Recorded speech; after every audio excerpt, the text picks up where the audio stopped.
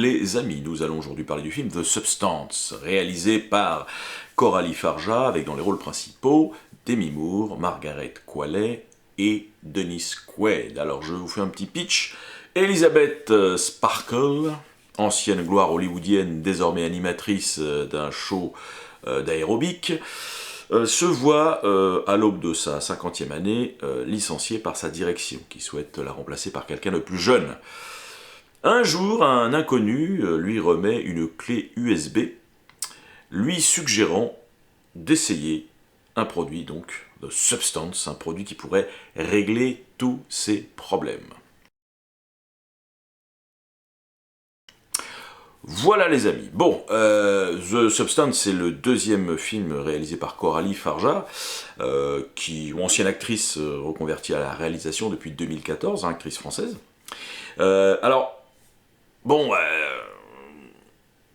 Comment dire, c'est une filmo assez courte, mais on peut déjà quand même d'ores et déjà lui accoler un style qu'on pourrait appeler le too much, évidemment. Voilà, pour rester français, on va dire qu'elle fait dans l'hyperbolique. Voilà, son premier long métrage, Revenge, en 2018, je crois, témoignait déjà de son amour pour l'excès. Alors effectivement, sur le papier, une histoire à peine digne d'un téléfilm Hollywood Night, une jeune femme violée se vengeait de son groupe d'agresseurs. Pas de quoi alimenter le carburant d'un chef-d'œuvre absolu, mais cette intrigue basique se retrouvait transcendée par une mise en scène choc et des débordements qui en font finalement quelque chose de singulier dans le paysage balisé des revenge movies. Alors, Revenge poussait déjà les curseurs à fond. The Substance fait de même. Cette stratégie devient pour la cinéaste vraiment un style à part entière. Il est clair que comme ces deux actrices principales, Coralie Farja n'a peur de rien ou pas grand-chose.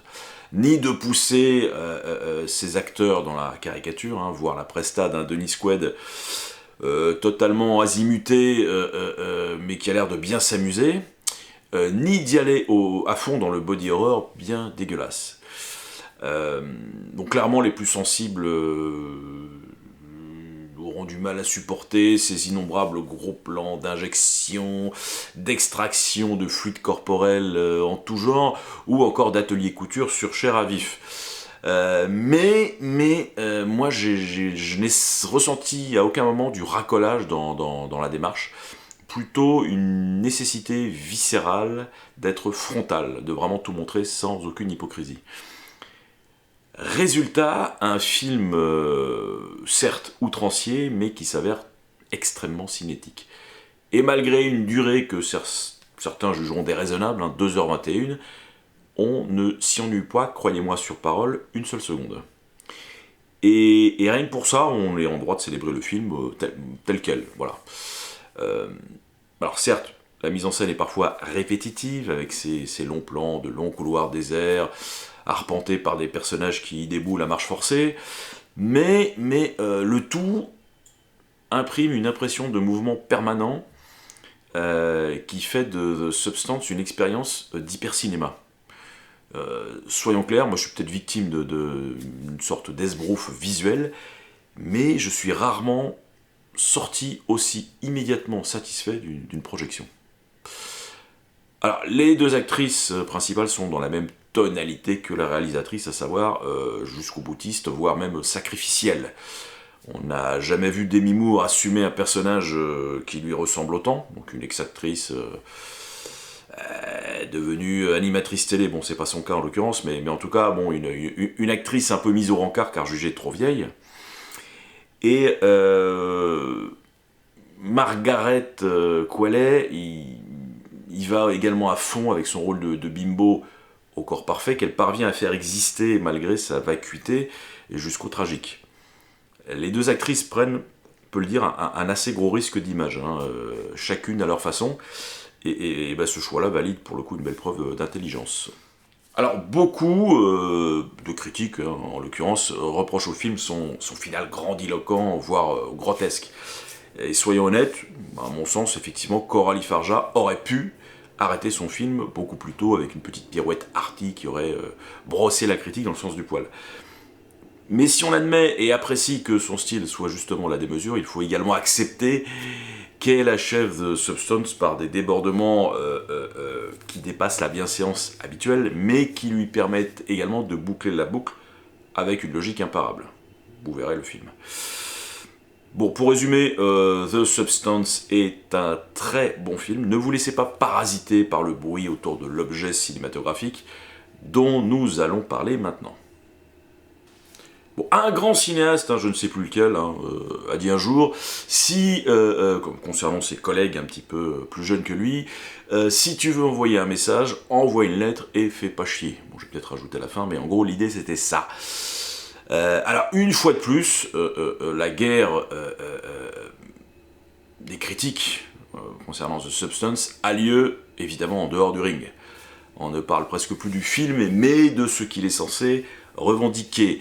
En gros, un féminisme pur et dur.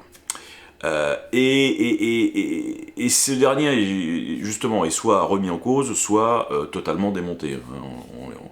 On évoque même le terme de faux féminisme. Bon, alors, on va pas se mentir, ce féminisme est clairement assumé et mis en avant par la réalisatrice dans toutes ses interviews. Et son opus précédent, Revenge, était déjà considéré comme un brûlot féministe. Donc, moi, dans les faits, je m'en fous total. Voilà, à partir du moment où je n'ai pas la pénible impression qu'une œuvre passe son temps à me désigner un coupable idéal, qui serait l'homme en l'occurrence. Voilà, alors, si certains ont vu dans l'insupportable personnage, brillamment interprété par Dennis Quaid, la synthèse absolue du mâle blanc pervers de plus de 50 ans qui décide de tout dans notre société, moi personnellement j'y ai vu qu'un pantin télévisuel surtout responsable de sa propre connerie. Et encore mieux, ou pire selon certains, j'ai pas vu dans The Substance ce qu'une majorité de critiques y a perçu, bercé par les saillies de sa réalisatrice. Et oui, parce que je rappelle à Coralie Farjac que on n'est pas toujours responsable de la perception de ses propres œuvres, et parfois la créature échappe à son créateur. Parce qu'en effet, pour moi, The Substance est un film qui souligne surtout la difficulté des femmes à gérer des sentiments contradictoires dans notre monde moderne. Alors Coralie Farjac va droit au but. Voilà, elle filme les corps féminins avec une logique reptilienne qui s'attarde clairement sur les seins, les fesses, le visage. D'ailleurs, très sincèrement, je pense que si un réalisateur homme avait filmé de la même façon, effectivement, ces actrices, il aurait été gravement critiqué pour ça, et je pense même voilà, qu'il se serait de lui-même autocensuré.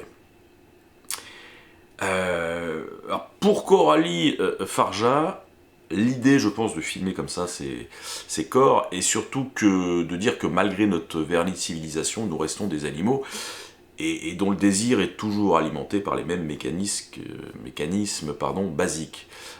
Voilà, c'est comme ça. Je vais encore faire hurler bon nombre de gens prétendument progressistes, mais il est assez savoureux, par exemple, de voir des antispécistes nous expliquer que nous ne valons pas mieux que d'autres espèces, mais qui pensent qu'en matière de sexualité, nous aurions forcément des pulsions plus respectables et évoluées. Et la difficulté justement du personnage de Demi Moore qui pratique un métier d'image est de trancher entre l'obsession de plaire à ses spectateurs, entre autres, et celle de se ranger et d'accepter son âge en renonçant à son exposition publique. En gros, une parfaite opposition entre l'être et le paraître, parfaitement personnifié du coup et par ces deux actrices principales. Voilà, donc The Substance symbolise parfaitement à travers ce produit miracle que l'héroïne accepte de s'injecter pour générer une version améliorée d'elle-même, les tourments mentaux de nombreuses actrices, ou de plus en plus d'acteurs également, qui subissent de nombreux travaux esthétiques pour à leur sens se maintenir dans la course, générant généralement pour le grand public dont je fais partie une incompréhension totale du type mais pourquoi elle a fait ça, quoi. Certaines d'entre elles devenant quasi monstrueuses, résonnant quand même un peu avec le film. À travers le message récurrent de la mystérieuse société qui commercialise la fameuse substance, en clair, n'oubliez pas que vous n'êtes qu'une seule personne, n'oubliez pas que vous n'êtes qu'une seule personne, truc qu'on entend vraiment beaucoup dans le film. Donc c'est un avertissement donné à Demi Moore régulièrement et à son clone amélioré pour lui rappeler qu'elle est seule décisionnaire dans l'ensemble du processus. J'ai pas pu m'empêcher d'y voir un vrai conseil directement donné aux femmes. En clair, vous êtes libre de disposer de votre corps, évidemment, mais n'en faites pas n'importe quoi, quelles que soient les injonctions de notre monde moderne.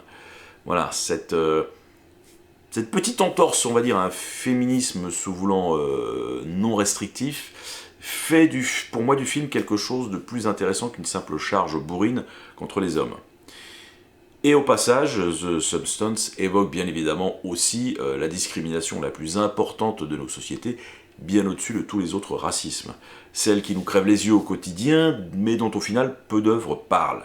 Celle faite tout simplement aux gens laids versus les gens beaux. Voilà, on pardonne tout aux beaux, rien aux laids. Et c'est ce qu'explique l'impossibilité pour l'héroïne de renoncer à son statut de femme belle.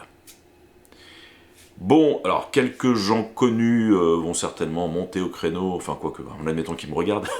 Bon, enfin bref, pour m'expliquer que mon propos est invalide parce que la beauté, évidemment, c'est subjectif.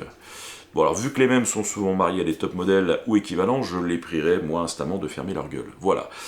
Sur ce, je vous le redis à nouveau, The Substance est un très bon film.